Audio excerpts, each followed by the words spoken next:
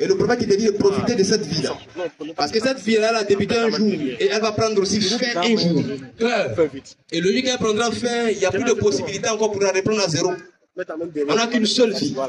Donc si tu ne profites pas de cela, le regret, c'est toi seul qui va suivre cela. Il a profité de ta vie avant ta mort. Deuxièmement, il te dit de profiter de ta santé avant ta maladie. Essayez de faire par exemple un tour à l'hôpital, ou au CHU, où vous allez partir trouver des personnes dans des situations vraiment très très délicates. Ces personnes dont le rêve, elles ne serait-ce que le fait de les arrêter sur la plante de leurs pieds. Alors que toi tu as les pieds, tu marches, tu bouges, tu pars partout. Des personnes qui n'ont même pas la capacité de voir, d'autres n'ont pas la capacité d'entendre. Ces personnes sont couchées. D'autres n'ont même pas les membres, ils sont couchés sur les dos. Ils vont rester sur les dos jusqu'à ce qu'ils quittent ce monde. Le prophète de Tiari sera toi de profiter de cette santé parce qu'un moment va arriver, tu vas perdre cette santé-là. Et tu vas rechercher ça avec torche, mais tu ne vas pas voir. En pleine journée, tu cherches la santé. Non. Tu ne gagnes pas. Donc il dit de profiter de ça. Et par fini, il dit de profiter de ton temps libre avant ton occupation. Pendant que tu es libre, tu as le temps. Et c'est pourquoi je dis en réalité, personne n'a occupé en fait. Tout est une question de priorité. Quand une personne te dit en réalité, ah, j'ai pas le temps, c'est pas qu'il n'a pas le temps, c'est pour toi qu'il n'a pas le temps. Sinon, il a le temps pour d'autres choses. Quand une personne te dit, ah, vraiment, je n'arrive pas à prier parce que vraiment mon travail n'empêche, ou bien je n'arrive pas à avoir le temps pour prier, c'est pas qu'il n'a pas le temps, c'est parce qu'il a le temps pour autre chose. Et la chose pour laquelle il a eu le temps là, c'est ce qui l'empêche de pouvoir accorder du temps à la prière. Donc chacun d'entre nous, on a le temps. Ça va décider de quoi est-ce que tu vas, c'est-à-dire, à quoi est-ce que tu vas donner ton temps. C'est pourquoi là, nous demandons aussi de faire le sacrifice de notre temps. Donc, dit de profiter de ton temps, parce qu'un moment va arriver, tu n'auras pas le temps. Et tu vas chercher le temps avec torche, mais tu n'as pas à voir. Et encore, il continue en disant, il dit profitez de votre richesse avant votre pauvreté. Actuellement, tu as des mouchés, même si tu n'es pas riche. Tu peux au moins te défendre des mouvements. Mais il dit ce que tu as là, il faut prendre pour dépenser vraiment dans des choses nobles. Il faut profiter de ça. Parce qu'un moment va arriver, tu n'auras peut-être pas accès à ça. Et tu vas commencer à chercher, tu ne vas plus avoir. Et pour terminer, il dit profitez de votre jeunesse avant votre vieillesse. Le point vraiment important. Quand on est jeune, on a la capacité de faire beaucoup de choses. On a la capacité de se déplacer. En fait, de faire toutes sortes de mouvements. Celui qui est jeune, ce qu'il a la capacité de faire, un vieux ne peut pas faire. C'est pourquoi on dit parfois que l'adoration du jeune, Allah aime cela plus que l'adoration du vieux. Parce que quand tu es jeune, tu as de l'énergie. Tu as la force, tu as la capacité. C'est pourquoi même lorsqu'il y a des manifestations, on fixe, c'est-à-dire les gens sont beaucoup axés sur les jeunes. Pourquoi on ne peut pas prendre les vieux? Parce qu'on sait que c'est les jeunes en fait qui ont l'énergie nécessaire. Le prophète a dit, il faut profiter de ça avant que la vieillesse ne vienne. Parce que lorsque tu le veux ou pas, tu vas vieillir. Ça c'est inévitable. Que tu le veux ou pas, un moment va arriver, tu vas vieillir. Les vieux qu'on voit aujourd'hui, pour marcher même, c'est un véritable problème. Ces personnes-là, quand ils étaient jeunes aussi, peut-être que la force, même, ils avaient la temps, mais tu n'as pas. Mais qui pouvait imaginer qu'il allait atteindre un niveau ou pour attraper quand même, c'est un problème. C'est pourquoi Allah dit, il dit, il va l'envoyer au niveau le plus bas. C'est-à-dire la jeunesse là. Un moment va arriver, tu n'auras plus ça. Donc tu profites de cela avant que la vieillesse ne te saisisse. Donc c'est des choses vraiment importantes. Maintenant la question qu'on se pose, c'est pour comment profiter. Parce que quand le prophète alayhi salatu wa sallam nous dit de profiter, est-ce que c'est la même manière dont nous on veut profiter? Quand tu as dit à une personne profite de ta vie, le peut-être lui sa manière de profiter de sa vie, c'est le fait qu'il va prendre cette vie-là, n'est-ce pas, pour aller uniquement que dans les bars, les maquis, chercher de go en go. Payer par ici, payer par là. Haramo, il mange. Alalo, il mange. Il boit sauce de porc. Mais il dit, il ne mange pas porc. Il fait toutes sortes de bêtises. Celui qui ne manque pas dans les maquis, dans toutes sortes de maquis, tu demandes son nom, on le connaît en même temps. Tu vas dans le maquis, mais on va. Ah, il dit non, prenez un mouvement, moi je suis assis dans mon coin. Bon, tu es assis dans ton coin, bon, si là, moi je viens prendre ton âme dedans, avec moi. On dit, ah, il est où ça? Dans le maquis. Ah, tiens. Pourtant, de la manière dont tu décèdes, c'est à cette même position que tu serais réveillé au Makiyama. Bon, imagine le jour de la rédaction, nous on a arrêté, on voit Mohamed dans Maki. Ah, vu. Tu n'as rien comme habiter à moi dans quoi ça là. Il y a un endroit de désobéissance. En fait, c'est des lieux qu'il faut éviter. Et lorsque le prophète Ali nous demande de profiter, c'est pas comme nous on pense là. C'est de profiter vraiment dans le bien. Surat 2, verset 195. Non. Et dépensez dans le sentier d'Allah. Vas-y. Et ne vous jetez pas par vos propres mains dans la destruction. Claire, Allah nous dit de dépenser dans le sentier d'Allah avec les grâces qu'il nous a accordées. Et de ne pas se jeter dans notre propre destruction. Parce qu'en réalité, lorsqu'on fait des choses qu'Allah n'aime pas, là, on est en train de se détruire sans qu'on le sache. Et parfois, cette destruction, tu n'as pas senti ça maintenant. Mais tu vas sentir l'impact de cette destruction après la mort. Car les gens, ils font des choses, ils sont dans les bêtises, dans les conneries. Comme ils ne voient pas l'impact de ça sur actuellement, ils se disent que c'est la joie. Mais c'est au moment où là, il a vient de se saisir dans cette situation qu'il se rend compte qu'il était en train de se détruire. Mais sauf qu'il n'a pas senti ça. Donc en fait, c'est des trucs qu'il faut éviter. C'est pourquoi parfois je dis que une personne qui commet la désobéissance, qui est dans le péché à longueur de journée, et qui non seulement il se vante de ces péchés-là, c'est-à-dire qu'il commet la désobéissance, il refuse de se repentir, et il se vante de cela. Le plus grand châtiment que Allah puisse infliger à cette personne-là, ce n'est pas la maladie, encore moins la pauvreté. Ce n'est même pas le fait de faire écourter sa vie, mais c'est le fait que Allah le fasse persister dans ce même péché. Ça, c'est le plus gros châtiment qu'Allah puisse infliger à quelqu'un. Tu fais la désobéissance. Tu te vantes de ça. Non seulement tu finis, et puis tu viens te vanter, ouais, il a fait ça. Et tu es fier d'avoir désobéi à ton Seigneur. Et quand tu parles de repentir, tu refuses. Allah va sceller son cœur, comme ça a été le cas pour les hypocrites. Allah dit, Allah il dit, il a scellé le cœur pour ne même plus qu'ils comprennent la parole d'Allah. Voilà pourquoi tu vas trouver des personnes qui sont dans certains genres de péché. Lui-même, en fait, il est tellement gros péché, et quand tu le parles, il refuse catégoriquement. Parce que son cœur a été scellé, le péché est rentré dans son âme au point où il n'a même plus le courage d'abandonner. Parce qu'il s'est tellement vanté de cela que Allah l'a châtié avec ça. Donc il va rester dans ce péché jusqu'à ce qu'Allah le saisisse. Et cela va sentir les conséquences de ce péché après la mort. C'est pourquoi il faut s'éloigner de ça, et puis il faut profiter. Et quand le prophète a dit profiter, c'est de profiter de cela. De ton temps. Profite de ton temps pour aller effectuer tes prières à l'heure. Profite de ton temps, n'est-ce pas, pour consacrer vraiment à l'apprentissage de ta religion. Profite de ton temps pour aller écouter de temps en temps des rappels comme se fait chaque jeudi. Profite de ton temps, n'est-ce pas, pour t'asseoir, n'est-ce pas, pour faire quelques dhikr. Adorer Allah subhanahu wa ta'ala. Faire des nawafil. Faire tout ce que Allah subhanahu wa ta'ala aime. Profite de ton argent, n'est-ce pas, pour pouvoir œuvrer dans le bien. Profite de cela.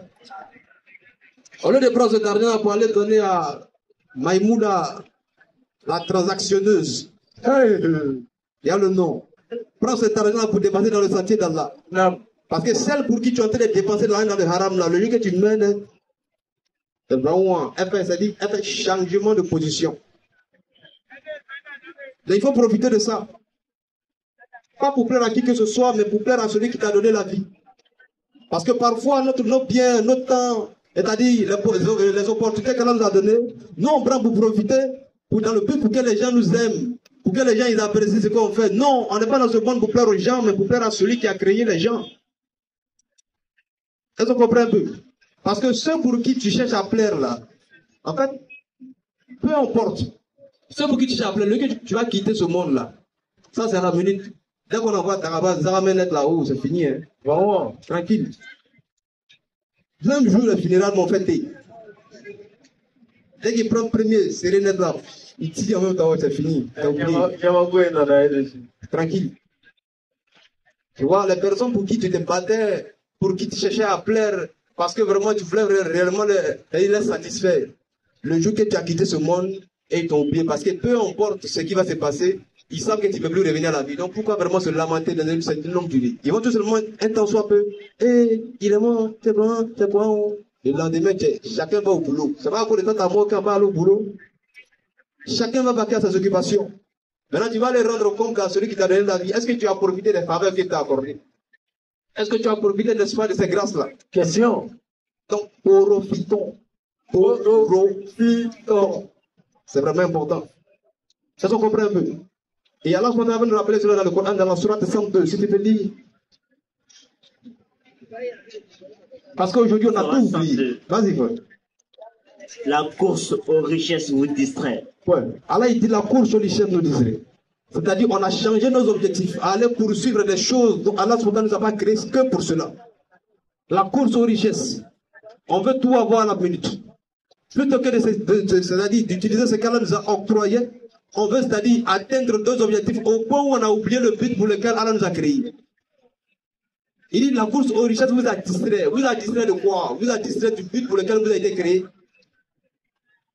La course aux richesses vous a fait distraire du fait que vous avez été créé ce point de temps. Ça vous a fait oublier qu'un jour vous allez quitter ce monde. Ça vous a fait oublier qu'un jour vous serez enterré, c'est-à-dire dans un petit trou. Ça vous a fait oublier qu'un jour vous allez croiser vraiment Moun Karwadakir, les 2 ans qui viendront vous questionner dans la tombe. Ça vous a fait oublier qu'un jour vous allez rencontrer votre Seigneur et qui va vraiment s'intéresser à vos actions. Chaque petite action que tu as faite serait dévoilée jusqu'à ce que vous visitiez la tombe. Vas-y. La course aux richesses vous distrait. Jusqu'à ce que vous visitiez les tombes. Mais non, vous serez bientôt. Frère, Allah il dit vous allez voir bientôt. Lorsqu'Allah te dit tu vas voir ce que véritablement tu vas voir. Allah il n'est pas pressé en réalité. Les opportunités qu'Allah nous a données, profitons de cela. Il ne faudrait pas qu'on parte gâcher ça dans le but de plaire à qui que ce soit, dans le but d'apporter à qui que ce soit. Surtout dans les périodes électorales où nous sommes, on voit des personnes qui prennent le temps, qui prennent leur vie à le donner à quelqu'un dans le but de donner du pouvoir à quelqu'un. Lui-même, pour qui t'as donné du pouvoir, est-ce que lui-même il te voit? Parce que c'est pourquoi je dis, quand tu te bats pour ce genre de pays, ou quand tu t'adonnes à ce genre de truc-là, c'est deux choses. Soit tu détruis ta vie, ou soit tu détruis la vie des autres. Parce que quand tu t'adonnes vraiment à la guerre, là, c'est ça. Soit tu détruis ta vie, soit tu détruis la vie des autres. Si tu es resté dans ce genre de truc-là, que tu es mort là-dedans, il y a un mal qui est mort, tu serais interrogé pourquoi. C'est-à-dire que tu es à la recherche de quoi et puis tu es mort. Non, il voulait que lui là soit candidat, quoi. Ah, ça peut être envoyé, quoi. Et aussi, si tu allais détruire la vie des gens aussi, il y a un mal qui est mort. Ces personnes aussi viendront réclamer leur juge. Tu serais interrogé, qu'est-ce qu'ils t'ont fait pour que tu le fasses du tort de la sorte? Parce que tu voulais vraiment donner le pouvoir à quelqu'un. En train de te battre, n'est-ce pas, pour d'autres. Qu'en est-il de toi-même ta propre vie? Qu'est-ce que tu fais de ta vie? Allah nous demande de profiter. Profiter de tous ces aspects-là, parce qu'à un moment va arriver, on ne serait plus en mesure vraiment de les avoir. Et on va regretter. Profiter de ce moment-là pour s'encourager, n'est-ce pas, notre dîne, pour apprendre notre religion. Alhamdulillah, on peut se taper la poitrine devant d'autres personnes pour dire notre religion, c'est la vérité. Ouais, à chaque fois on fait des débats avec le non-musulman, je suis Dieu, il n'est pas Dieu, comme ça, alhamdulillah. Mais après cela, qu'est-ce que toi-même tu fais, n'est-ce pas, pour renforcer les liens avec ton Seigneur? Quand tu finis de le convaincre là, et tu te retrouves seul là, qu'est-ce que tu fais de manière concrète? Pour dire que non, si tu quittes ce monde avec ce genre d'action là, tu es sûr à 100% qu'il n'y a pas de problème après la mort. Il est vraiment important. Donc, c'est existant ces opportunités-là. Saisissons ces moments-là. Parce qu'un moment va arriver, que tu l'aies ou pas, tu n'auras plus accès à cela. Un moment va arriver, la Dieu va te prendre. Tu n'auras plus le temps. Et en ce moment, tu vas commencer à regretter. Et ça m'a vraiment fait pire lorsque ce vieux-là, il m'a dit un jour, il dit petit, vraiment félicitations. Tu sais, un moment arrivé, nous on était comme vous, hein. Voilà, mais on n'a pas appris notre religion, on s'amusait. Bon, aujourd'hui, vraiment, on a vu l'importance de cela. Et il dit en ce moment, il est en train d'apprendre la sourate Nas. Ça fait une semaine qu'il apprend ça, mais il n'a pas encore terminé. Parce que la mémoire est devenue faible, il n'a plus l'énergie. Il dit quand il voit les enfants apprendre, il a envie, mais sauf que la force n'y est plus. Et il n'y a pas quelque chose de plus regrettable que de te trouver dans une situation où tu vas apprendre quelque chose que tu as négligé. Mais sauf que tu n'as plus l'énergie nécessaire pour le faire. Automatiquement, moi, je me suis dit, ah, donc ça veut dire que si toi et moi, on ne profite pas de ça aujourd'hui, on va être les futurs vieillards qui vont dire à leurs enfants, ah, petit, nous aussi, on n'a pas profité vraiment de notre temps. Oui, voilà pourquoi on se débrouille ici. Si on savait. Alors que tu savais. Alors que tu savais. Donc aujourd'hui, tu as su. Vas-y. Par le temps, L'homme est certes en perdition. Vas-y. Sauf ceux qui croient et accomplissent les bonnes œuvres, s'enjeûnent mutuellement dans la vérité et s'enjeûnent mutuellement l'endurance. Allah il joue par le temps, tellement que ce temps est important. Elles sont quoi? Ce temps il est vraiment important, nous profitons de cela. Il dit nous avons tous perdu.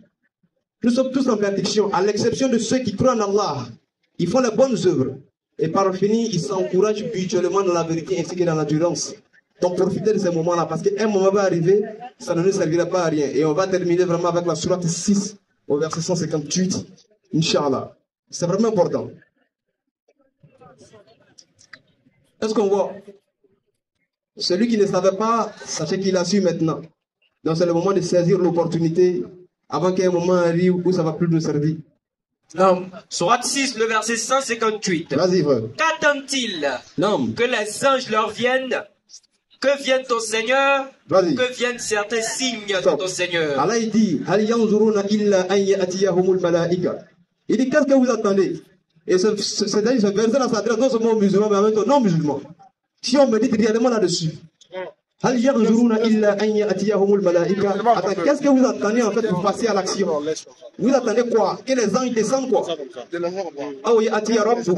Ou bien que votre Seigneur lui-même descende afin que vous voyez la vérité. Mais ça devient. Ah oui, Atiya Ba'ad Ayati Rabb. Vas-y. Ou que viennent certains signes de ton Seigneur. Claire, Allah il dit, attends, jusqu'à présent vous ne pouvez pas prendre conscience. Qu'est-ce que vous attendez? Vous attendez à ce que les anges même descendent en personne pour que vous les voyez? Vous attendez à ce que Allah lui-même descende vers vous? Ou bien c'est les signes d'Allah que vous attendez avant de prendre la décision? Qu'est-ce qu'il dit ensuite? Le jour où certains signes de ton Seigneur viendront, vas-y. La foi en lui ne profitera à aucune âme qui n'avait pas cru auparavant, ou qui n'avait acquis aucun mérite de sa croyance. Allah dit le jour où certains signes, les signes que tu attends avant de prendre la décision, le jour que ce grand signe là va apparaître là, la foi ne servira à rien. Elle dit en ce moment-là, si tu étais dans le mal, tu vas rester dans le mal. Et ce moment-là va arriver. Sauf qu'on ne le sait pas. Donc Allah, il est en train de nous interpeller ici, de ne pas attendre vraiment ces signes-là. Parce qu'apparemment, il y a des personnes, ils sont dans la religion, mais apparemment, c'est les 5 Thomas. Tant qu'ils ne voient pas et ils ne croient pas. 5 Thomas. Voilà. C'est-à-dire, ils ne voient pas et ils ne croient pas. Mais sauf que le jour que tu vas voir aussi, là, ta croyance ne va rien servir. Alors tu vas te montrer que non, tu as cru, tu as vu, non? Mais aujourd'hui, là, moi, il n'y a pas ta croyance aussi. Donc, profitons. Et je termine par ici, Inch'Allah, et faire la place à mon frère. Assalamu alaikum. Wa alaikum assalam wa rahmatullahi ta'ala wa barakatuh. Alhamdulillahi rabbil alamin wa salam ala Muhammad khairil anam wa ala alihi wa sahbihi as-sadatil kiram. Assalamu alaikum wa rahmatullahi ta'ala wa barakatuh.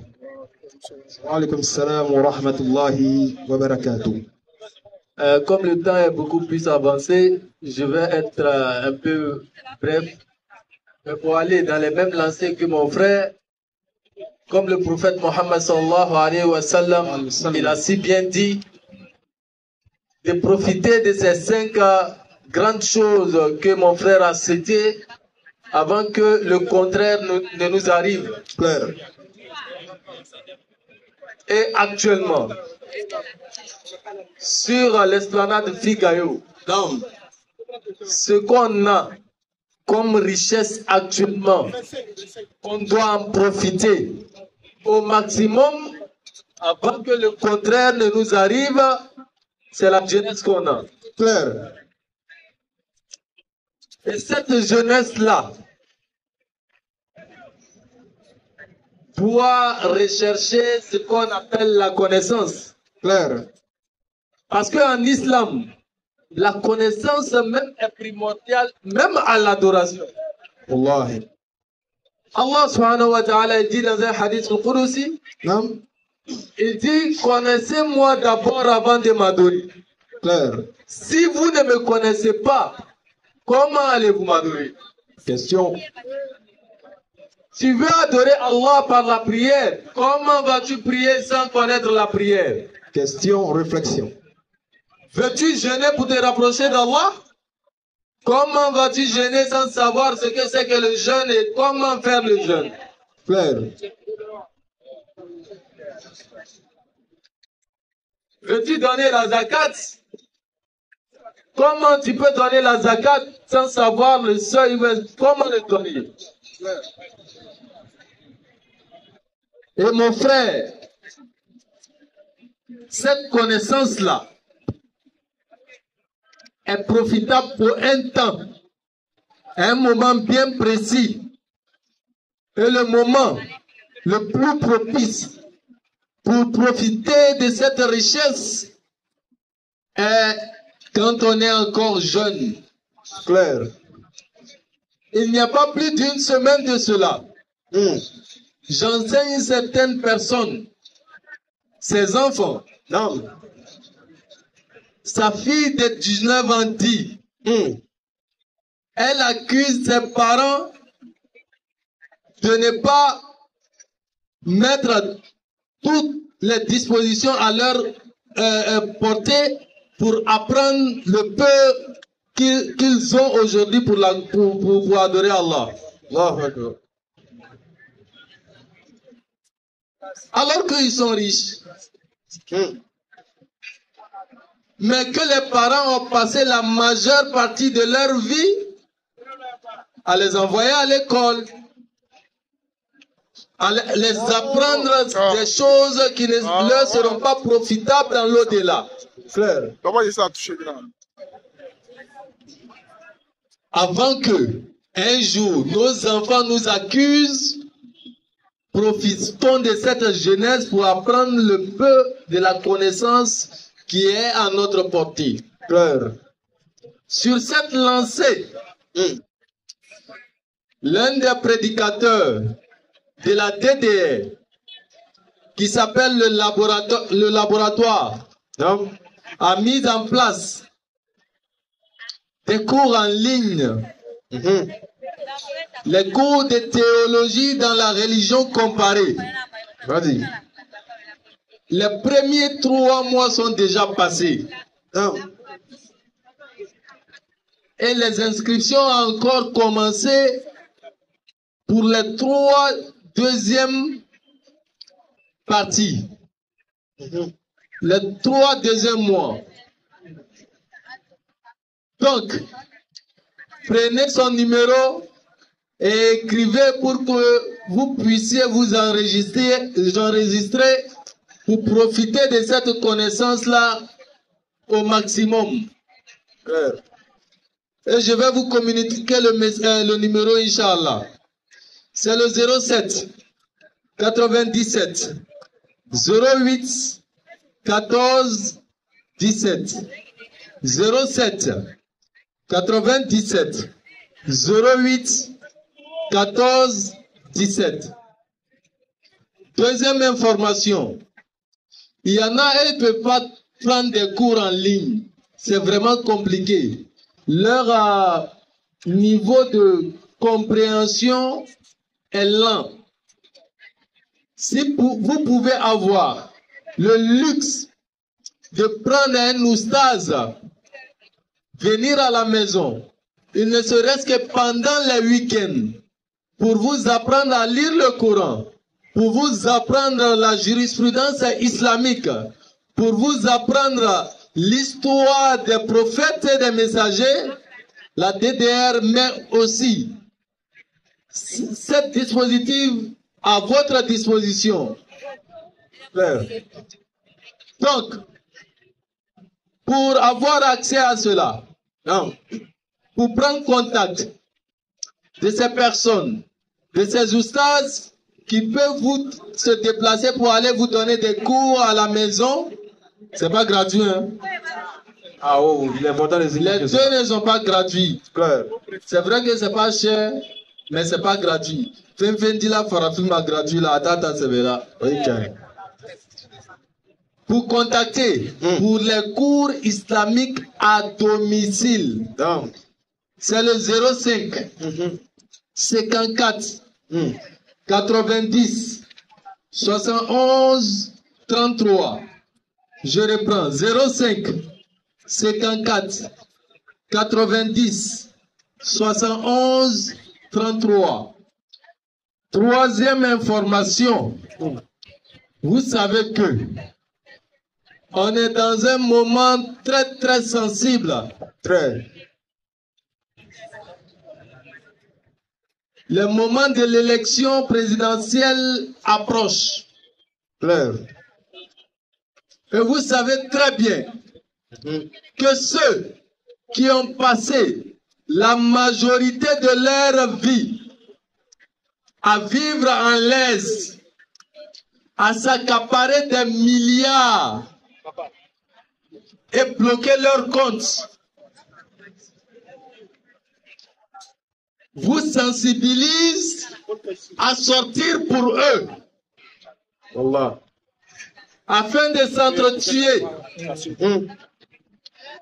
Afin d'inciter à la haine. Claire. Toi, jeune, tu gagnes 1000 francs aujourd'hui, demain c'est risqué. Tu ne sais pas si tu vas avoir ou pas. Allah. Tu vas vivre pour quelqu'un qui a non seulement garanti sa vie, a garanti la vie de toute sa famille, et il a bloqué des milliards pour sa descendance. Alors que toi, matin, ta maman a demandé 100 francs, tu dis tu n'en as pas. Tu as marché jusqu'à ta tête même est percée. Toi, tu vas prendre machette, couteau, les armes blanches pour s'entretuer à cause de ces personnes-là. Subhanallah. Quand tu signes des contrats, des milliards, est-ce que tu es là-bas? Est-ce qu'on pense même à toi? Qui te connaît là-bas? Zéro. Maintenant, quand il y a des désaccords entre eux, pourquoi ils vous incitent à sortir sur la route pour se tuer pour eux? On dit non. Claire.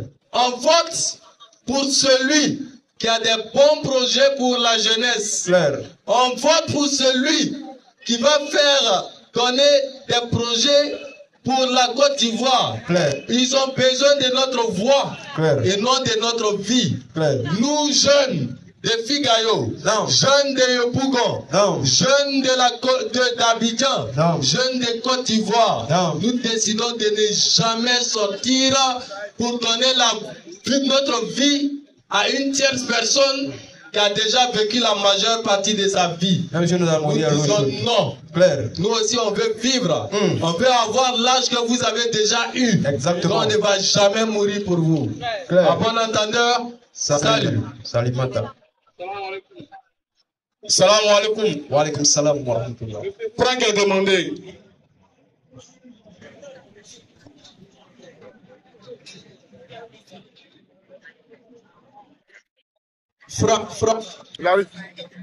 Franck a demandé pour sa question. Franck.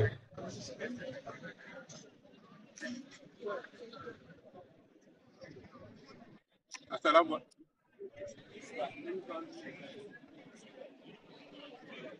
Voilà.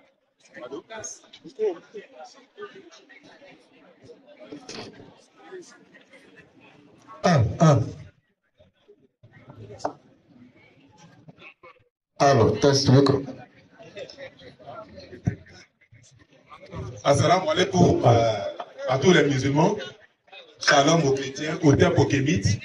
Et bonsoir à ceux qui ne sont ni musulmans, chrétiens ou kémites. Bonsoir.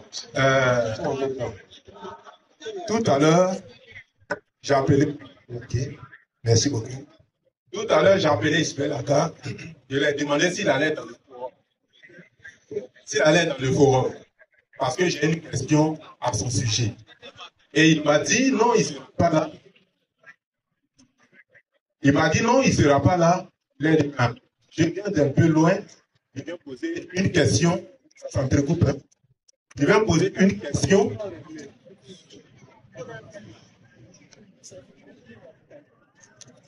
Voilà, je viens pour poser une question suite à l'une de ces vidéos. Et... Un peu plus vite, s'il vous plaît. Ok, merci beaucoup. Il m'a dit il n'est pas là, mais il fait confiance à ses petits pour la démonstration magistrale. Alors, ma question est la suivante. Il veut nous flatter. Il n'y a pas de souci, il n'y a pas de problème. Faut te calmer. Ma question est la suivante. Jésus-Christ de la Bible a-t-il couché avec une fille de 3 ans? C'est la question. Je veux la démonstration. Et je suis là pour ça. Alhamdulillah. Premièrement,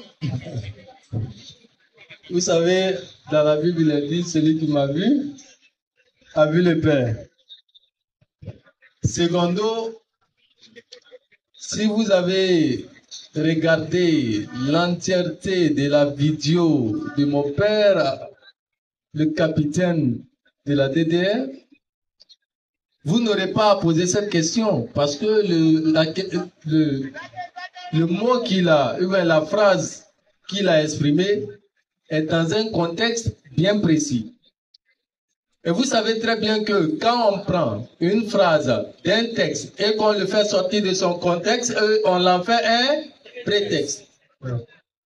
Nous savons tous que Jésus n'a pas existé au temps d'Isaac, alors que le récit dont il fait mention existe dans le livre de Genèse. Dans la conception chrétienne, il est dit que Dieu, qui est pour eux Jésus, a existé avant, aujourd'hui, et il existe éternellement. Donc, si ce Dieu qui était avant, aujourd'hui, et il sera éternellement, est Jésus, on dit que c'est par l'inspiration de Dieu que Isaac a marié sa femme Rebecca. Et selon l'explication juive, Rebecca avait 3 ans. Comme il est dit dans Amos 3, verset 7, Dieu ne fait rien sans avoir révélé son secret à ses serviteurs qui sont les prophètes, et que Isaac a fait cela sur l'inspiration divine. Qui a fait en réalité? Merci beaucoup. Merci beaucoup pour la question. D'abord, on décale Jésus maintenant et on va sur Isaac. Ok. Moi, je te conseille ça. Passe à cette démonstration. Prends une Bible, dans les Bibles qui sont là. Passe à cette démonstration magistrale que Isaac. Passe à cette démonstration. Ok. D'accord, merci beaucoup. Passe à cette démonstration magistrale que Isaac a couché avec Rebecca lorsqu'elle avait 3 ans. Ça s'entrecoupe là. Je reprends. Passe. Ok, merci beaucoup. Faites-moi la démonstration dans la Bible. Prenez une Bible. Faites-moi la démonstration que Isaac dans la Bible a couché avec Rebecca quand elle avait dit 3 ans. C'est tout ce que je veux. Je veux la démonstration. Au fait, moi je suis clair. Hein? Si vous m'avez très bien écouté, je n'ai pas dit que ça existe dans les textes de la Bible. Je dis dans l'explication des Juifs. Nous, on est sincère dans ce qu'on a dit. Vous savez très bien que c'est dans la Bible que Isaac a marié Rebecca très jeune. Tout le monde est d'accord avec. Maintenant, l'explication des Juifs, c'est sur eux que la Torah a été révélée. Les 5 récits mosaïques, là, ça a été révélé sur les Juifs. À savoir, Moïse. Eux, ils disent, c'est à 3 ans, Isaac a marié Rebecca. C'est ce que j'ai dit. Il n'y a pas dit, c'est écrit dans un texte de la Bible. D'accord, merci beaucoup. Je pense qu'Ismaël Akar a dit clairement dans sa vidéo que lui va démontrer. Il va démontrer dans la Bible. Pourquoi ça s'entrecoupe là? Ok. J'en fais face alors. J'en fais face.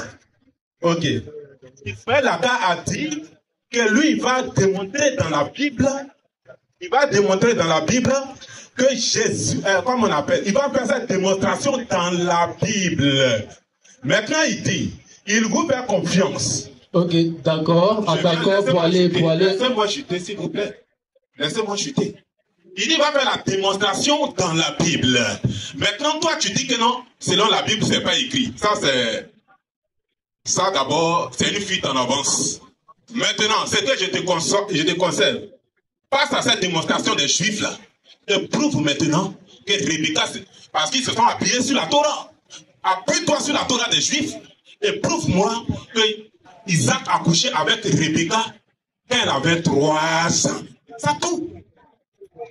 Au fait, nous, on est honnêtes. Je dis une deuxième fois et la dernière fois. Je n'ai pas dit que ça existe dans un texte judéo-chrétien. C'est-à-dire, à savoir, l'Ancien Testament ou le Nouveau Testament. Je dis dans l'explication des Juifs. Maintenant, comme tu dis, c'est Ismaël Aka qui a dit qu'il va démontrer dans la Bible. Moi, je dis, celui qui m'a vu a vu le Père.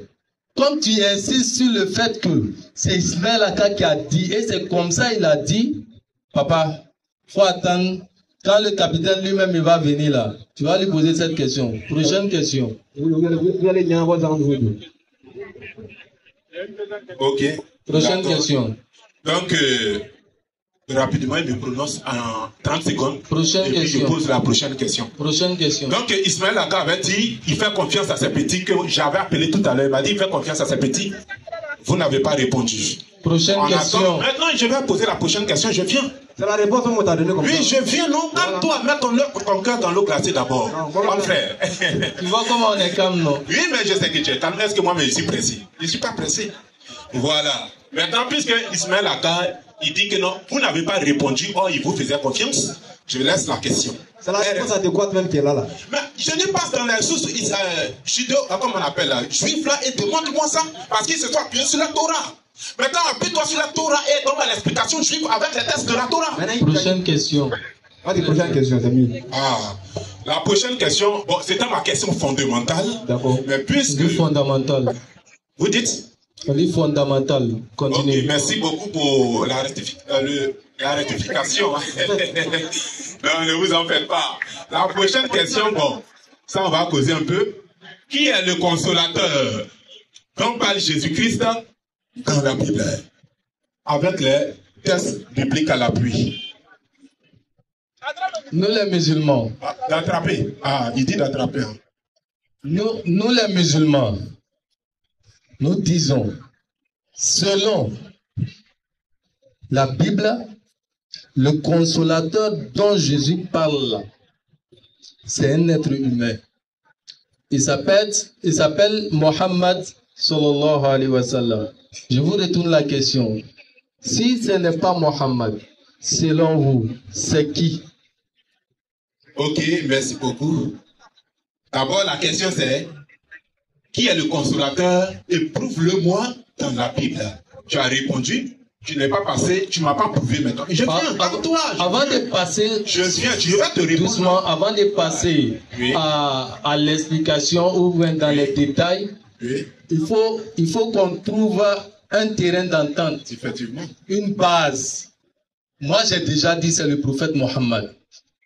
Dis-moi, c'est autre que le prophète. Maintenant, on va passer à l'étape de l'approbation. Il n'y a pas de problème, cher ami. D'accord. Maintenant, tu as répondu, tu m'as donné le nom, mais tu n'as pas approuvé, tu m'as posé la question. Je réponds maintenant et puis on passe à la démonstration.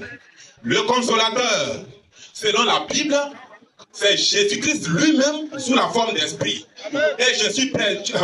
Tu commences à rire. Passe à la démonstration. Il ne faut pas rire. Il attrape le micro toujours. Il n'y a pas de problème. Allons à la démonstration. Ok. Préparez-moi les versets. Jean 16, verset 7 à 14. Jean 14 à partir du verset 15 et suite.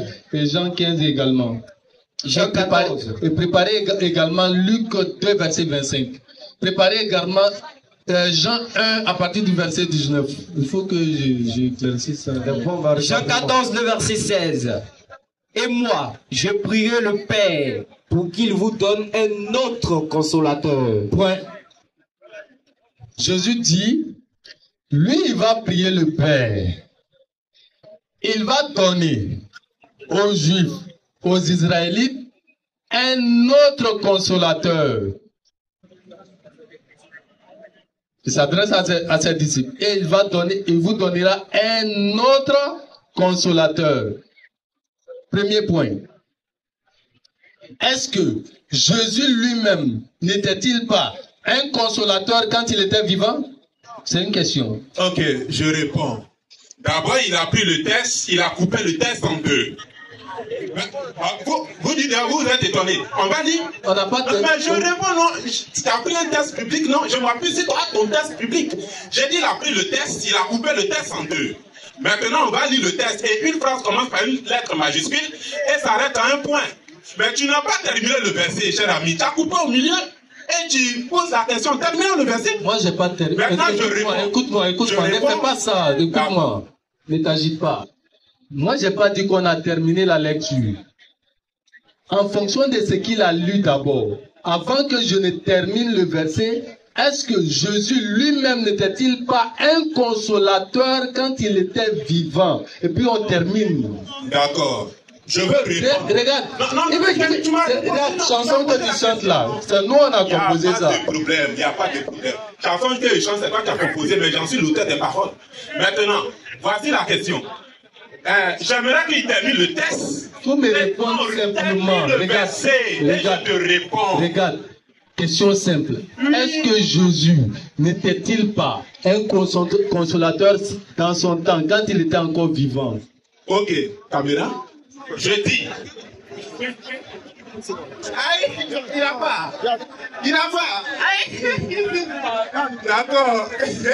Il n'y a pas de problème. Là, tu échanges avec la caméra, n'a rien à voir. Il n'y a pas de souci, il n'y a pas de problème.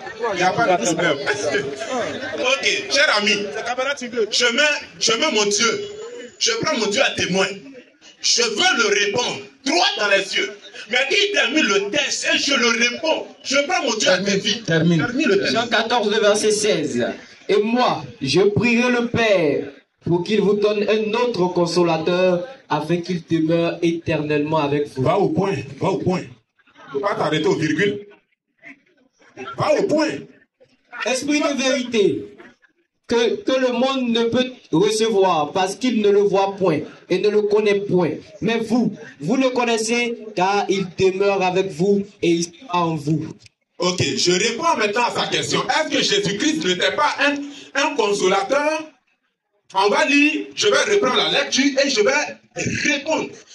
Et moi, je prierai le Père, il vous donnera un autre consolateur, virgule, afin qu'il demeure éternellement avec vous, dans le consolateur ne meurt pas. L'esprit de vérité, le consolateur esprit de vérité, que écoutez très bien. Et c'est sur ça que je m'appuie maintenant pour répondre. Parce qu'il ne le voit point. L'esprit de vérité que le monde ne peut recevoir parce qu'il ne le voit point. Le consolateur qui va venir, on ne le voit point. Et le connaissez point. Mais vous, Jésus s'adresse aux apôtres. Il dit, mais vous le connaissez. Le consolateur n'est pas encore venu. Mais Jésus dit, les apôtres connaissent déjà le consolateur. Et le verbe demeurer inconjugué au présent de l'indicatif. Au présent de l'indicatif, celui qui demeurait avec les apôtres, c'était Jésus-Christ.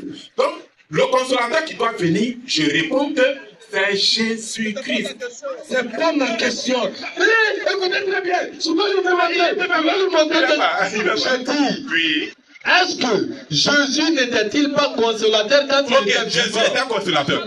Maintenant, quand il dit, il va prier, lui Jésus, pour que l'Éternel Dieu leur donne un autre consolateur, ça veut dire quoi? D'accord, je réponds maintenant. Jésus dit, il va prier Dieu, mais calmez-vous. C'est tout terrain de propriété. Cher ami, il faut laisser le public l'échange avec moi. Maintenant, un autre là, Jésus est déjà consolateur. Quand il dit un autre consolateur, il s'agit de qui? D'accord. L'autre consolateur dont je réponds à ta deuxième question, et puis je te pose ma question. On est d'accord? Jésus dit, il va prier, un autre consolateur va venir. Mais l'autre consolateur qui va venir, Jésus dit, il va venir, mais il est déjà là. Regardez. Non, on reprend. Moi, je lis le test. Je te mets au défi. On relit le test. On va lire le test. Ça plairait vous, bavarder. Est-ce que moi, il vous voit? L'esprit de vérité. Doucement. Tu veux capter les personnes qui ont déjà démobilisé. Il faut te calmer. On va lire le texte. L'autre consolateur du bien, on a déjà lu plus de 2 à 3 fois. Arrête de t'auto-fragiliser là. Allons-y doucement. Voilà. Doucement. T'as dit, un autre consolateur dont Jésus parle là, c'est lui-même qui doit venir alors qu'il est déjà là. Maintenant, je réponds à ta question. Non? Moi, la réponse est caduque et obsolète. D'accord. Laisse-moi. Barré, 0 sur 20. Pourquoi tu ne veux pas? Il a déjà répondu. Il n'a pas dit que c'est lui-même. Tu as posé la question. D'accord. En fait, le problème, ça se trouve sur le point autre là. Je prends un exemple. Voici ce micro là, non? C'est avec moi ici. Ok. Quand toi, je vais t'envoyer un autre. Mais je vais demander à la logistique de nous envoyer un autre micro. Est-ce que c'est le même micro là que je parle? D'accord. Non. Regardez, on pose question et vous voulez, c'est-à-dire, je dois répondre selon lui sa logique. Je réponds à moi ma logique. Non, mais je te réponds selon l'expérience quoi. Non. Voilà. L'expérience, regarde ton expérience. Doucement. Allons doucement. En fait, il faut faire la chose en présentiel pour que. Attends, doucement. C'est nous on t'a permis d'être là, non, pour poser ta question, non? Exactement. Pour écouter. T'as déjà répondu, non? Maintenant, on veut faire ça de manière physique, ce qui est écrit, afin que le monde sache que ce que tu as dit là est une contre-vérité. Mais attends-moi maintenant, Jésus a dit, lui il va prier le Père et il va envoyer un autre consolateur. On va donner un exemple palpable, physique, qu'on peut toucher. Claire. Moi j'ai le micro, ça craque. Je vais demander pardon à la logistique afin qu'il nous envoie un autre micro. Est-ce que ça peut être le même micro? Question. Ok. Ça, c'est demandé pratique quoi? Je ne peux plus. Je veux répondre. Maintenant, j'étais calme, je vous ai écouté. Non, s'il vous plaît, soyez calme et écoutez-moi très bien. D'accord. Reprends ton test. Non, attendez, doucement. Reprends le test et je réponds. Lis le test. Le Jean chapitre 14, le verset là. Lis le test. Jean chapitre 14, le verset 16. Et moi, je prierai le Père pour qu'il vous donne un autre consolateur. Doucement. Il va prier le Père. Le Père va donner un autre consolateur. Vas-y. Afin qu'il demeure éternellement avec vous. Afin qu'il demeure éternellement avec vous. Vas-y. Esprit de vérité. Vas-y. Le consolateur qui va venir, l'esprit de vérité. Je ne dis pas d'un consolateur qui n'est pas encore venu. Mais écoutons Jésus-Christ lui-même. L'esprit de vérité. Esprit de vérité que tout le monde ne peut recevoir. L'esprit de vérité, c'est le consolateur qui va venir. Ce n'est pas tout le monde qui va le recevoir. Parce qu'il ne le voit point. Parce que le consolateur qui va venir, on ne le voit point. Et ne le connaît point. Et vous on ne le connaît point. Mais vous les apôtres là, vous le connaissez. Doucement. Le consolateur n'est pas encore venu. Hein. Jésus dit, vous les apôtres là, quelqu'un qui n'est pas encore venu. Le consolateur n'est pas encore venu. Jésus dit, vous le connaissez.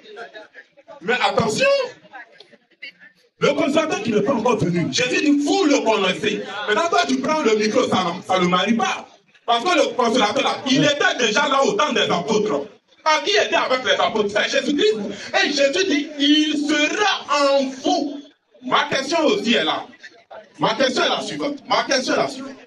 Quand Jésus dit, le consolateur qui n'est pas encore venu, mais qui va venir, que vous connaissez, et qui sera en vous, là.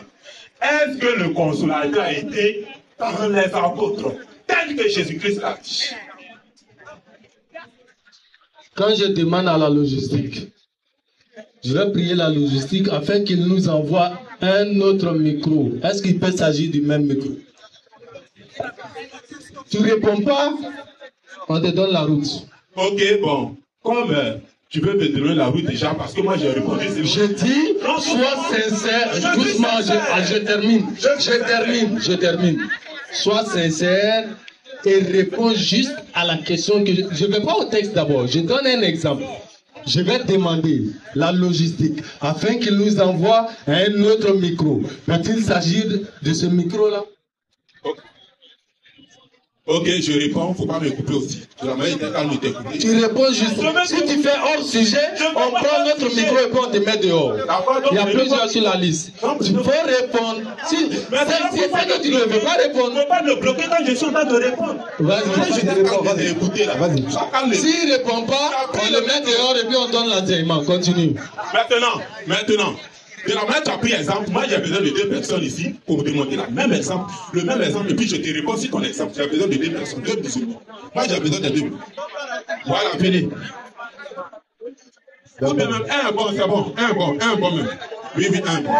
Voici, Jésus dit, il parle aux apôtres. Non, t'inquiète. Jésus dit, il parle aux apôtres. Il dit, moi, je vais prier le Père. Apôtre. Il n'y a pas de problème. Voici les apôtres qui sont là. Jésus dit, je vais prier le Père, il va vous donner un autre consolateur, afin qu'il demeure éternellement avec vous.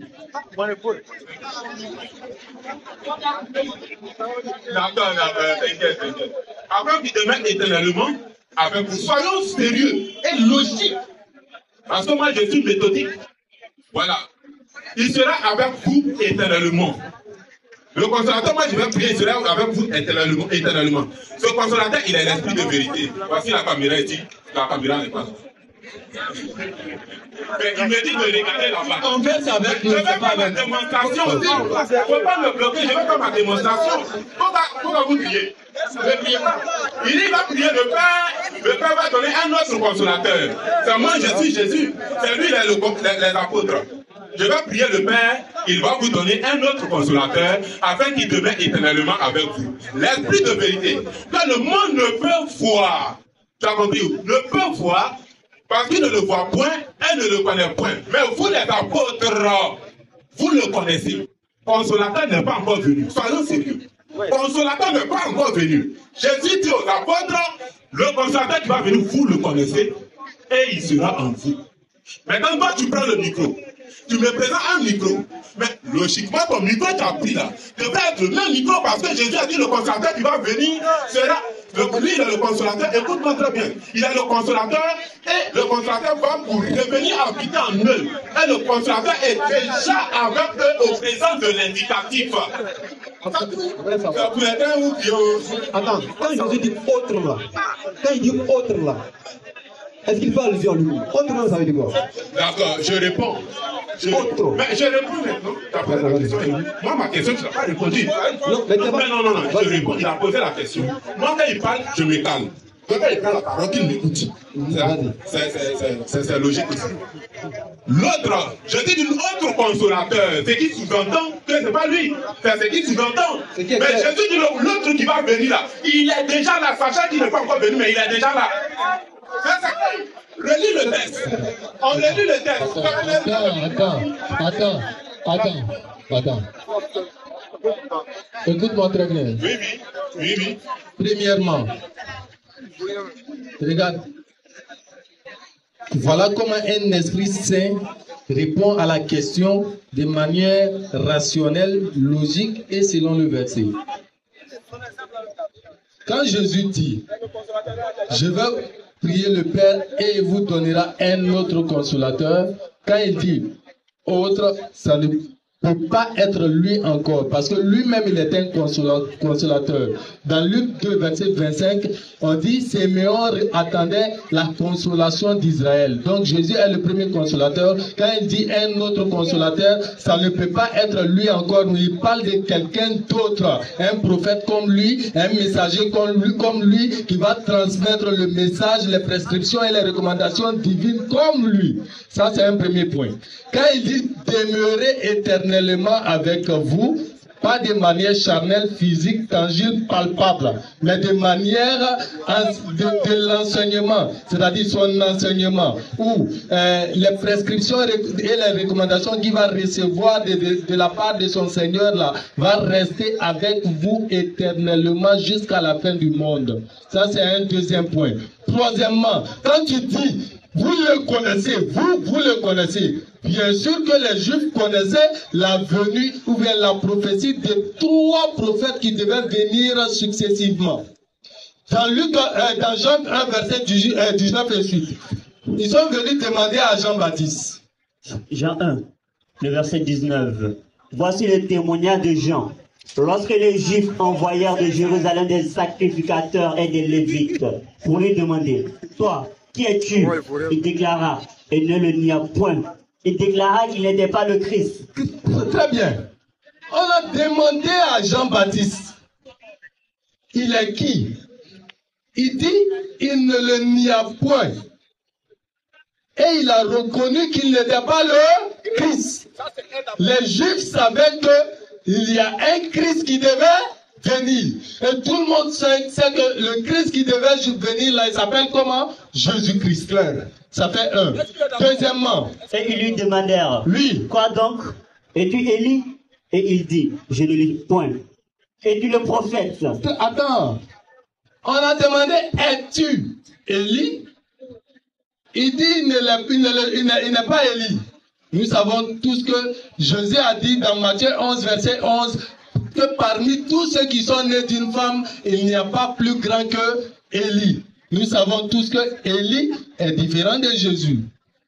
Troisièmement, il faut savoir qu'il savait également que Élie devait venir. Ça fait 2. Troisièmement, es-tu le prophète? Es-tu le prophète? Et il répondit non. Il dit il n'est pas le prophète. On sait qui est Élie. On sait qui est le Christ. Le prophète, c'est qui? D'accord. Il rit pour se consoler. Mais toi, tu ris pour te consoler où? Es-tu le prophète? Le prophète, c'est qui? Attends-toi à une réponse. J'aimerais qu'il y réponde. Écoutez-moi très bien. Il a posé 2 questions. Doucement, hein? 2 questions, j'ai répondu. J'ai posé une seule question. Parce que Jésus a dit le consolateur demeure déjà. Il n'est pas encore venu, mais il demeure déjà avec vous. Et il sera. Regarde comment sa réponse est absolument. Il dit il n'est pas encore venu, mais il est déjà. Doucement, s'il te plaît. Faut pas commettre du tohibohi. Hein? Moi, je t'écoute. Maintenant, la logique et la sagesse de l'intelligence auraient voulu que tu m'écoutes. Pourtant, vous avez grandi pour il n'y a pas de problème, il n'y a pas de souci. De la manière que je t'ai écouté là, sans passer un peu, écoute-moi. Maintenant, je dis, Jésus a dit, ou bien on va lire le test. Frère, lis-moi le test une dernière fois. Mon frère, c'est pas la question. Lis le test. Non, c'est pas la question qu'on a posée. Non, ma question, tu n'as pas répondu. Vous n'avez pas répondu. Oui. Regarde, la première réponse. On a posé la question, la première réponse. J'ai dit, il demeure éternellement avec vous. J'ai dit, demeurer éternellement là. C'est pas de manière physique. J'ai pas dit ça ici. C'était pas là ma question. Ma question, c'était pourquoi mentir. Alors, pourquoi mentir? Pourquoi tu veux mentir? C'était pas là ma question. Écoutez tous, on va se taire. La question, il faut répéter. Ma question était la suivante. Toi, tu vas de côté demeurer, moi, je ne parle pas de demeurer. Je dis, Jésus dit, le consolateur qui va venir là, aide avec vous au présent de l'indicatif et il sera en vous. Ma question, c'est, à quel moment le consolateur a été dans les apôtres et toi, tu vas répondre à une question que moi, je n'ai pas posée. S'il vous plaît, soyez sincères. Est-ce que c'est cette question-là qu'il a posée? Regarde. Tu as vu que ce n'est pas tout le monde qui te répond. C'est pas tout le monde qui te répond. Tu vois que c'est pas tout le monde qui te répond. Parce que ma question n'était pas là. Je n'ai pas demandé, elle demeurait éternellement là. C'était à quel moment? Non. Ma question était précise et concise. C'est que donc, quand Jésus dit, le consolateur qui va venir, il demeure déjà au présent de l'indicatif avec vous et il sera en vous. Moi, je peux te dire là où il a été dans les apôtres. Maintenant, moi, ma question, c'est, dis-moi, à quel moment le consolateur a été dans les apôtres? C'est tout. Je vais te répondre. Avant de répondre à ta question, ma question demeure. C'est nous, on a posé la question premièrement. Je vais te répondre. Mais où? Es-tu le Christ? Le Christ, c'est Jésus. Es-tu Élie? Nous savons tous qui est Élie. Es-tu le prophète? Le prophète, c'est qui? Je répète encore. Appelez quelqu'un d'autre. Appelez quelqu'un d'autre.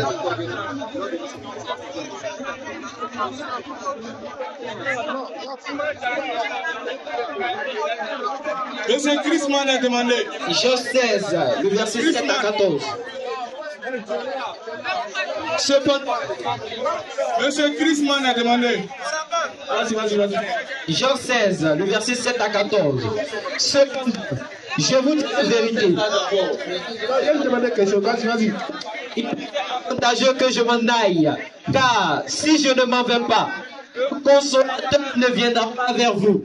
Mais si je m'en vais, je vous l'enverrai. Moi, ma question, Jésus étant déjà consolateur, c'est quel consolateur qui donne condition à son départ? Sinon, avec son départ. D'accord. C'est la même question qui est posée. Si je ne m'en vais pas, il ne vient pas. D'accord. Moi, je suis honnête. Hein. Je vais répondre. Mais quand je vais finir de répondre, ma question, il répond à ça. Je réponds. Relis le texte.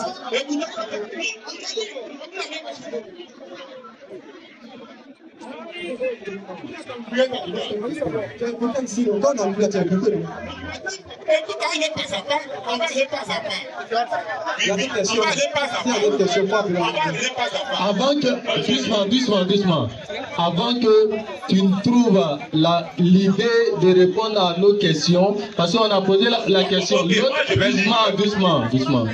On a posé la question, l'autre consolateur là, c'est qui? Il a répondu de manière absurde, il dit c'est lui-même, alors que l'autre là désigne quelqu'un d'autre. Ça c'est un. Deuxièmement, on dit le prophète là, c'est qui? Il n'a pas répondu. Avant que tu ne puisses répondre, on va appeler quelqu'un d'autre. Toi, il faut réfléchir pour l'instant. Non, s'il te plaît. Prochaine personne. Donne-moi une minute. Appelle quelqu'un d'autre. Tu vas pas, tu vas réfléchir un moment. Tu n'es pas seul sur la liste. On a pris beaucoup de temps avec toi. On va prendre quelqu'un d'autre et puis toi, tu es là. Une minute et puis je laisse le micro. Une minute seulement. Prochaine question. Une minute.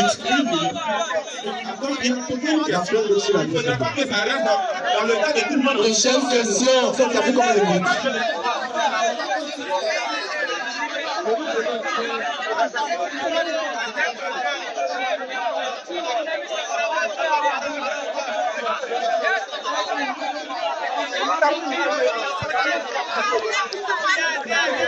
Oui, enchanté frère.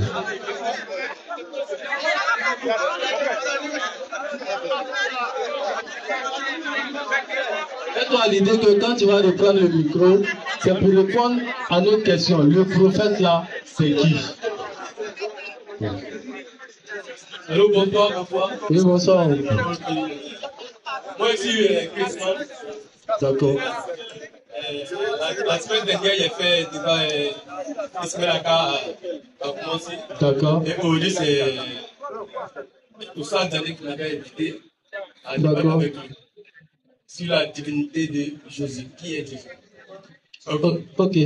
Comme nous aussi, on est la DDR, c'est un groupe de personnes, c'est pas une tierce personne. Si les pères ne sont pas là, nous, on va tester le terrain avant que les pères si n'arrivent. Si tu laisses parler, tu vas comprendre ce que je dis. Ok. Donc, quand je suis venu, j'ai essayé de le joindre. Il m'a dit de me faire enregistrer. Et c'est ce qu'il a fait. Et c'est pourquoi je suis là. C'est pour te dire que je suis même pour débattre. Ok. Voilà. Ici, là. Ok. C'est... Okay. Donc, je vais poser la question à mon frère musulman qui est là. Dieu, il est-il esprit ou bien Dieu est la parole? C'est la question que je vais poser à mon frère. Selon la Bible, Dieu est esprit. Merci pour la réponse. Donc, ça dit Dieu est esprit. Donc, si Dieu est esprit, c'est dire Dieu n'est pas la parole. On est d'accord sur ce principe.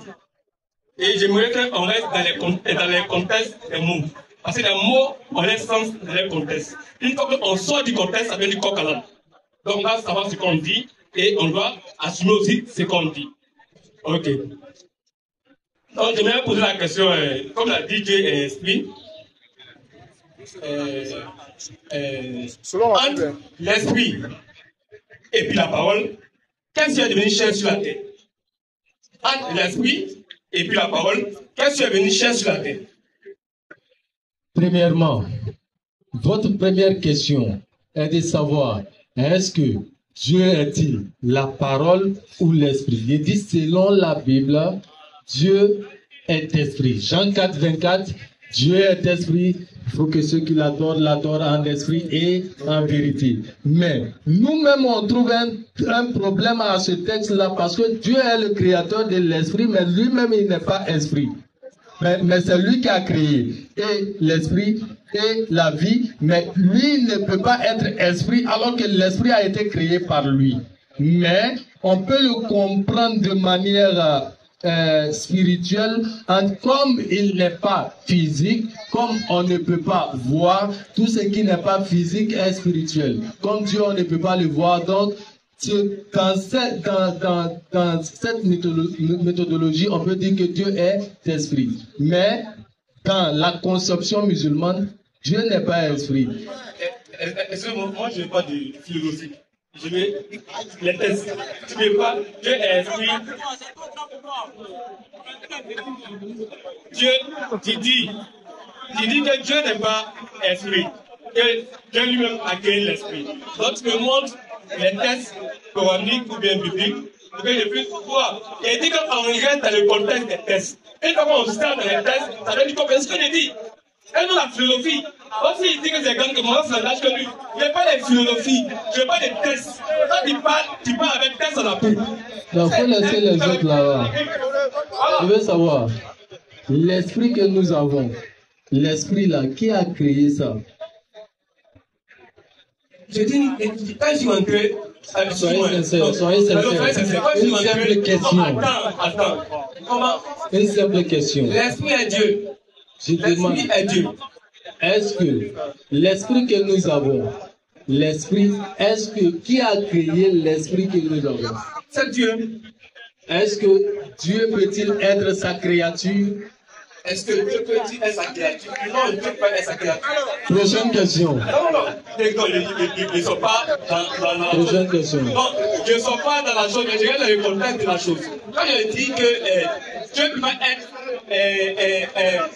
subordonné à sa créature, quand on dit Dieu est esprit, c'est comment l'esprit est Dieu. Voilà, c'est ce que j'ai dit. J'ai dit ça peut être compréhensible dans un contexte, mais l'essence de Dieu là, c'est pas ça. Parce que l'esprit est une créature. Dès que tu dis que Dieu est l'esprit, Dieu est esprit, tu subordonnes Dieu à une créature. C'est-à-dire tu es en train de diminuer Dieu et le rabaisser à la créature. Alors que Jésus a dit dans la Bible, le maître n'est pas plus grand que... On dit, comment dirais-je, le serviteur n'est pas plus grand que son maître, ni l'envoyé plus grand que celui qui l'a. Ok. Moi, je suis resté toujours dans ma logique. C'est une logique que je vais définir. Mais quand je vois que vous faites une fuite à l'avance, je m'attends à ça et puis on va avancer. Pourquoi je vais commencer par là? Est-ce que Dieu est esprit? Parce qu'à ce que je sache, on dit, au commencement était la parole. Et la parole était avec Dieu. Donc ça veut dire qu'il y a Dieu et puis il y a la parole. C'est différent. Maintenant, le Christ nous dit, Dieu est esprit. C'est pourquoi les frères vont l'adorer en esprit et en vérité. C'est là qu'ils veulent venir au Père avec lui. Mais quand on voit qu'il fait une fuite à l'avance, et mes frères, mais quand il dit ça, il sait de quoi il parle. Quand on dit Dieu, c'est le vide. C'est le vide. Mais le vide, lui, quand il dit c'est le vide. C'est le vide. Le vide, c'est quand on a quelque chose qu'on appelle esprit. Et c'est l'esprit qu'on vit à toute chose. Être comprend. C'est ça, il va venir. Donc, dans la Bible, on dit quoi? Maintenant, ce que vous avez dit là, c'est sorti d'où cette vidéo? T'as vu, c'est une philosophie qui est faite. Alors que je vais des chrétiens, toi. Le vide, attends, doucement. Ici, là, c'est un vide. Le cosmos même est un vide. Même l'espace que vous voyez là, c'est un vide. Ce vide-là, est-ce qu'il est Dieu? Parce que tu as dit, Dieu est un vide. Est-ce que ce vide-là est Dieu? Ok. Je vais faire une question, je vais te poser franchement. Tu dis que, est-ce que, tu dis que l'esprit que Jésus a dit, vous ne connaissez ni la loi, ni le vérité. Eh bien, il ne faut pas nous prendre au mot. c'est ce que tu as dit, on s'en tient à ce que tu as dit. Si je dis Dieu est un vide, alors le vide est Dieu également. C'est l'équation. Est-ce que le vide est Dieu? C'est ce que tu as dit, le vide est Dieu. Donc l'espace que nous voyons là est Dieu. Tu es d'accord avec moi? Je vous réponds pour tout. Le vide est Dieu. Voilà. Donc, le vide est Dieu. Toi, c'est le vide là qui t'a créé. C'est le vide là qui t'a créé. Pourquoi t'amuser à ça, vide? Non, papa. Soit le vide. Je dis une chose. Tu dis. Est-ce que c'est le vide là qui a envoyé Jésus? Tu parles de création. Là, tu parles de création. Moi, j'ai été reproduit par mes parents. Mais Dieu a créé Adam et Ève à travers. Est-ce que c'est le vide là? Je n'ai pas dit reproduit. La reproduction. Je n'ai pas parlé de la reproduction. Je dis la création. Est-ce que c'est le vide là qui t'a créé? Moi, j'ai été reproduit. Je n'ai pas été créé. J'ai été reproduit. C'est Adam et Ève qui a été créé par la poussière. Dieu a pris la poussière. Dieu a pris la poussière et l'a fait Adam et Ève. Maintenant, de Adam et Ève de génération en génération, c'est là, moi aussi, mes parents m'ont reproduit à travers l'espèce. Voilà, je te dis ça. Voilà, c'est comment expliquer ta tête. Donc, tu n'as pas été créé par Dieu. Voilà. Non. Je suis une suite de la création. Je suis une suite de la création. Je suis une suite de la création. C'est-à-dire que Adam et Ève ont été créés. Adam est fait de la poussière. Ève, par contre, est-ce que moi, la question de est-ce que moi, j'étais fait de la poussière comme Dieu a pris Adam et Ève avec la poussière que je sois là aujourd'hui? Est-ce que c'est ça? C'est ça, tu peux comprendre. Je suis une suite de la création. Donc, moi, je suis une reproduction. Je ne suis pas une création, je suis une reproduction de la créature. Donc, tu n'as pas été créé par Dieu. Je suis une suite de la reproduction de la création. C'est parce qu'il y a une création que moi j'étais Regarde comment je vais démontrer que sa conception, sa manière de voir les choses est caduque et obsolète. Regarde, dans toute chose, il y a une cause proche et puis une cause lointaine. Même en histoire, quand la première guerre mondiale arrive et la seconde guerre mondiale, on dit les causes proches et les causes lointaines. Dans le cas de Jésus, par exemple, nous savons que Jésus est venu sur la terre sans accouplement entre un père et une mère. Il est né sans papa. Donc, il est arrivé directement à partir de la cause lointaine, c'est que le Créateur lui-même. La cause proche, c'est le rapport entre l'homme et la femme. Mais la cause lointaine, c'est Allah, le Créateur lui-même qui agit. Maintenant, il passe par qui? Il passe par le rapport entre l'homme et la femme. Donc, ça, c'est les causes lointaines et les causes proches. Ça, c'est le premier point. Secondo, j'ai dit, cette cause proche-là, c'est ça qui est parce qu'il y a eu le rapport entre papa et puis maman.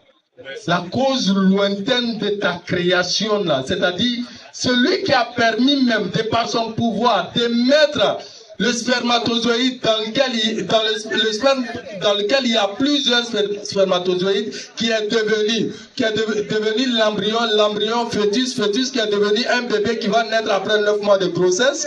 Celui-là, spermatozoïde là, ça provient de qui?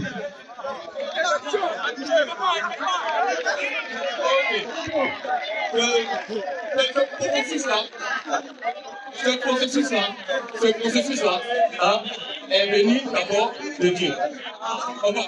Laisse-moi venir. Ce processus-là est venu d'abord de Dieu. C'est Dieu qui a créé Adam et Ève. Et Adam et Ève, je ne parlais pas d'Adam et Ève. Laisse-moi venir, tu as parlé d'écouter. C'est pas là où on va voir. Tu as parlé d'écouter.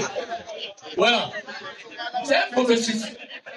Toute chose commence par quelque part et arrive quelque part. Par Adam et Ève, Dieu a commencé par Adam et Ève. Et Adam et Ève, et Adam et Ève ont commencé à se reproduire. Là, on parle de reproduction, on parle plus de création. La création était. La création, c'est Adam et Ève.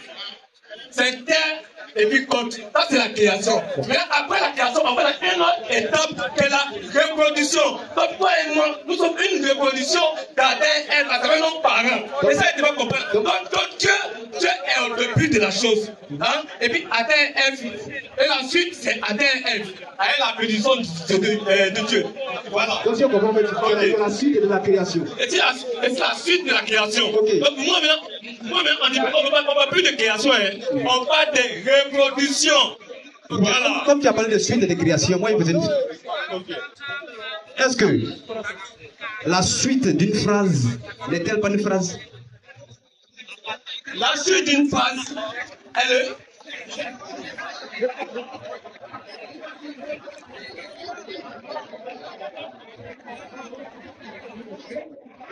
Réponds la question. La suite d'une phrase, elle soit le milieu et la fin de la phrase. C'est une phrase. Et puis,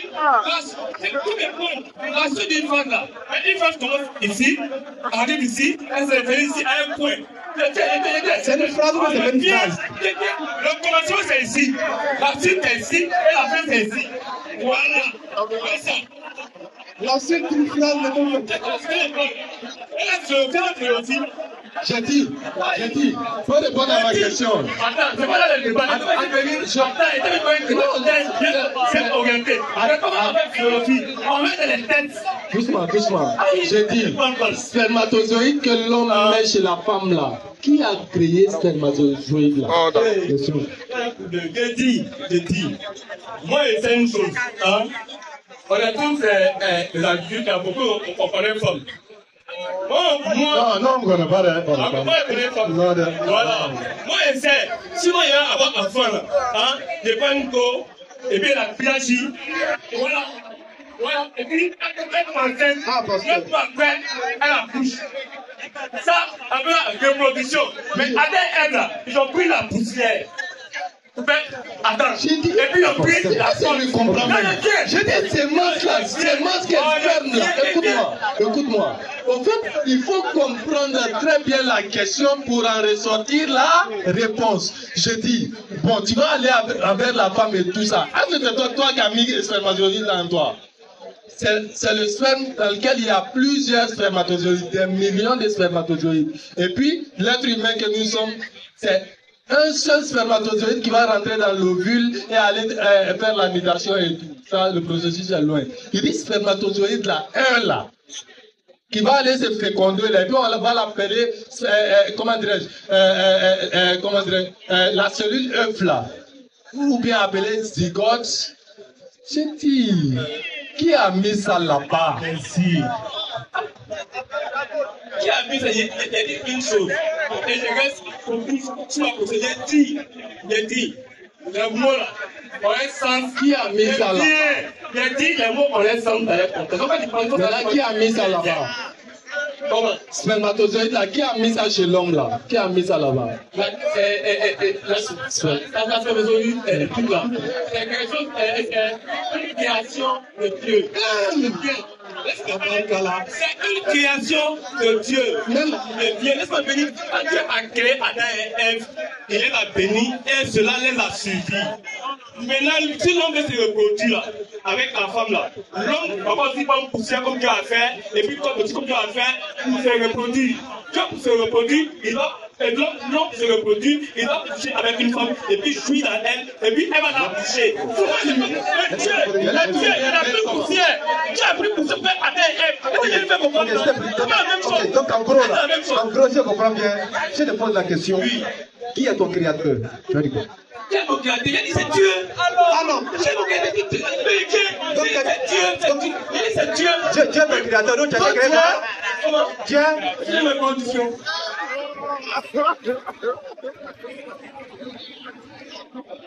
C'est les conditions. Allez-moi. T'es un 10. On va dans le côté de la Bible. La Bible dit que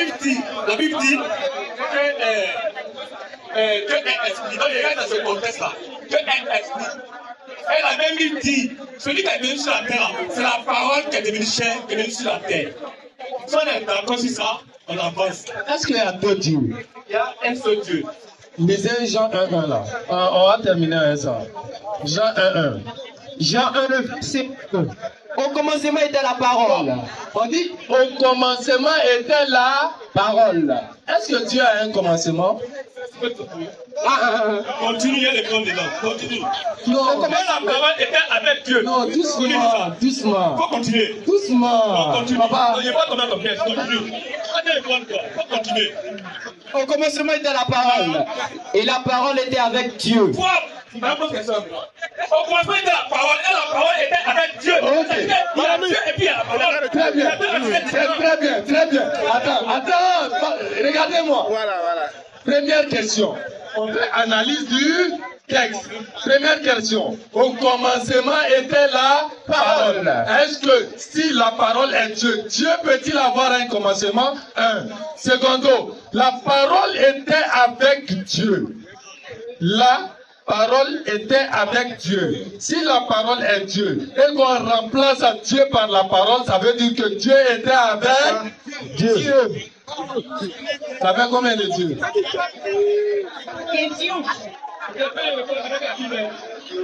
Voilà. Non, on laisse Jean 1:1. On va dans la Bible. C'est Jean 1:1 chapitre. On reste dans Jean 1:1. Tu as pris la Bible, et après la Bible te répond. Pourquoi Hébreu 1, verset 2. Hébreu 1, le verset 2. Voilà. Dieu, dans ces derniers temps, nous a parlé par le Fils, qu'il a établi héritier de toutes choses, par lequel il a aussi créé le monde. Il dit Dieu, dans ces derniers temps, nous a parlé par le Fils, qu'il a établi héritier de toutes choses, par lequel il a aussi créé le monde. Par lequel il a créé le monde. C'est-à-dire que ça va le Fils que Dieu a créé le monde. Ok, je suis d'accord avec. Je dis Amen. Je dis Amen. Je dis Amen. Je dis Amen. Non, les gens ne vont pas comprendre. Non. Écoutez-moi. Regardez, vous avez pris un texte et puis il a lu. Je dis, le thème là, c'était quoi? La divinité de Jésus. Quand il dit, il a créé par le Fils là, le Fils dont il s'agit ici, c'est qui? Ok, merci. Le Fils qui il s'agit, c'est qui? Je te réponds. Il faut prendre Luc 1, verset 1. Luc 1, verset 1. Le Fils, il répond à la Bible. Je réponds avec la Bible. Luc 1, verset 1. Marc 1, verset 1. Pardon, Marc 1, verset 1. Marc 1, le verset 1. Au commencement de l'évangile de Jésus-Christ, Fils de Dieu. Dans le Fils de Dieu, c'est bel et bien Jésus-Christ. Très bien, on reprend le texte de Hébreu. Je suis d'accord. C'est Jésus-Christ. Je suis d'accord. Je suis d'accord. Reprends la lecture de Hébreu. Hébreu 1, le verset 2. Oui. Dieu, dans ces derniers temps, nous a parlé par le Fils. Très bien. Dieu, dans ces derniers temps, nous a parlé par le Fils. Qui est celui qui a parlé par le Fils? Si le Fils est Jésus et que vous dites que vous... Ok, le Fils, que ça soit Jésus ou que ça soit Christ. C'est pas la même chose, pas la même chose. Il n'y a pas de problème, il n'y a pas de problème. Il n'y a pas de problème. Je suis d'accord. Il n'y a pas de problème. Il n'y a pas de problème. Dieu s'appelle comment? Ok, merci. Dans la Bible, Dieu a plusieurs noms. Il y a Jéhovah, il y avait le Seigneur, il y avait Dieu Tout-Puissant. Tu es venu démontrer la divinité de qui? Laisse-moi venir. Le thème, tu es venu démontrer la divinité de qui? Laisse-moi parler, il t'est coupé, on est coupé. Aïe, il manque de sérénité lui là. Aïe, j'ai dit, dans la Bible, Dieu a plusieurs noms, comme dans le Coran, Allah a plus de 99 noms. On est d'accord avec? C'est faux. Il a plus de 99 noms. C'est faux. Ok, faut dire. Allah n'a jamais plusieurs noms. Allah a un seul nom. Et il s'appelle Allah. Il y a plusieurs attributs, mais un seul nom. Il vient de t'expliquer ce qu'il y a attribué et puis non aussi. Allah signifie quoi? Allah, c'est le nom propre de Dieu. Ça n'a pas de signification. Ça veut dire le Dieu. Un nom propre. Le Dieu. La Dieu. Le Dieu. Attends. 314. Oui. Je cherche protection auprès du Seigneur des hommes. Attends, tu lis en arabe et puis en français. أعوذ بالله من الشيطان الرجيم بسم الله الرحمن الرحيم قل أعوذ برب الناس. Dis, je cherche protection auprès du Seigneur des hommes. Il cherche protection auprès du Seigneur des hommes. Le Seigneur c'est Rabbin Nas. Ensuite, le souverain des hommes. Le souverain des hommes, Malikin Nas. Et ensuite, Dieu des hommes. Le Dieu des hommes. Le Dieu en arabe là c'est Ilah, c'est pas Allah. Allah est le nom propre de Dieu. Ça n'a pas de masculin, ça n'a pas de féminin, ça n'a pas de pluralité ni de duel, ni un Dieu trinitaire, mais il est unique, sans associé dans son essence, dans ses attributs et dans sa souveraineté.